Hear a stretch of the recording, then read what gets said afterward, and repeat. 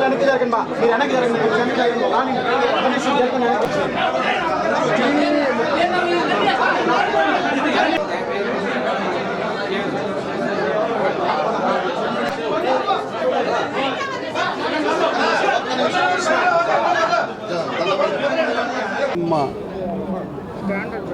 ఆలయం నుంచే ప్రారంభమైంది.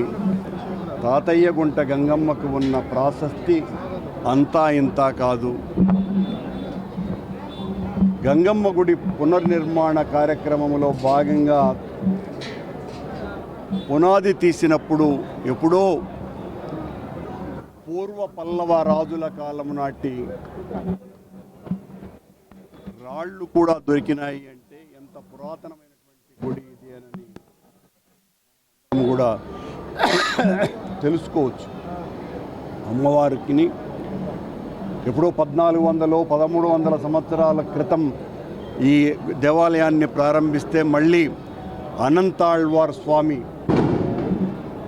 సాక్షాత్తు శ్రీ మహావిష్ణువైన వెంకటేశ్వర స్వామి ప్రథమ పౌరుడైన తిరుమల నంబి ప్రియ శిష్యుడు జగద్గురువు రామానుజాచార్యుల సమకాలికుడు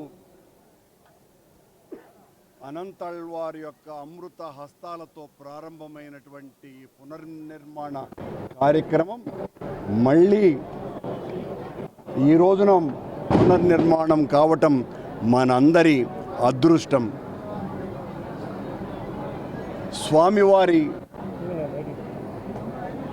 తన ప్రియమైనటువంటి చెల్లెలికి సారె ఇచ్చేటువంటి సాంప్రదాయం కూడా ప్రారంభమయ్యింది కూడా భారతదేశంలో గంగమ్మ గుడి ఆలయం నుంచే.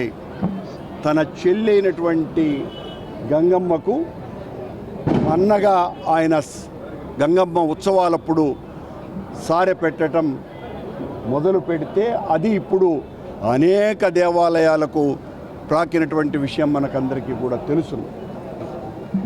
40-50 ఏండ్ల క్రితం మేము చిన్నతనంలో గంగమ్మ జాతర అంటే రాయలసీమకంతా కూడా ఓ తలమానికంగా పెద్ద ఎత్తున రాయలసీమ మొత్తం అంతా కూడా తరలి వచ్చి ఈ జాతరలో పాల్గొనేటువంటి వాళ్ళు. 50-40 ఏండ్ల నుంచి బయట ప్రాంతాల వాళ్ళు ఇక్కడ స్థిరపడ్డ తర్వాత ఈ గంగమ్మ చరిత్రను గురించి ప్రాశస్తిని గురించి తెలుసుకోలేకపోవటం మూలంగా మనం అవుననుకున్నా కాదనుకున్నా కొద్దిగా మసకబారిన మాట వాస్తవం. కానీ మళ్ళీ ఆ గంగమ్మ వైభవాన్ని పునరుజ్జీవన చేయటానికి పునరుత్తేజం కలిగించటానికి తిరుపతిలో ఉన్నటువంటి పౌరులంతా కూడా నడుం బిగించి గత 2-3 సంవత్సరాలుగా అత్యంత వైభవంగా నిర్వహిస్తున్నారు. గంగమ్మ తల్లి ఆలయం 1843లో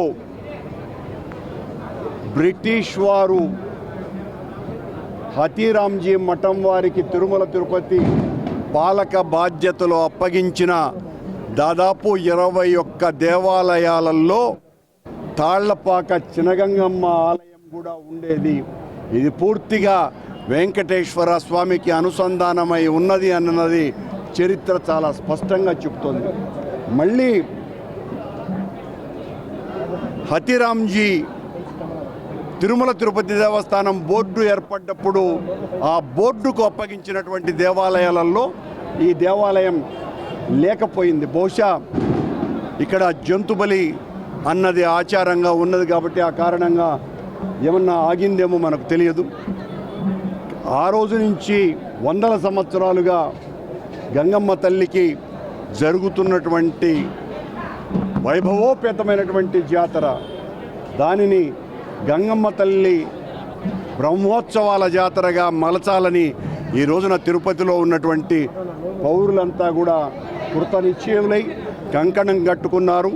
అందులో భాగంగా పెద్ద ఎత్తున జాతర సంబరాలు చేస్తున్నారు. ఈ రోజున శాసనసభ్యునిగా నేను అమ్మవారి పాద పద్మాలకు సారెను సమర్పించేటువంటి మహద్భాగ్యం నాకు కలిగినందుకు శతసహస్ర పాదాభివందనం అమ్మవారికి తెలియజేసుకుంటున్నాం.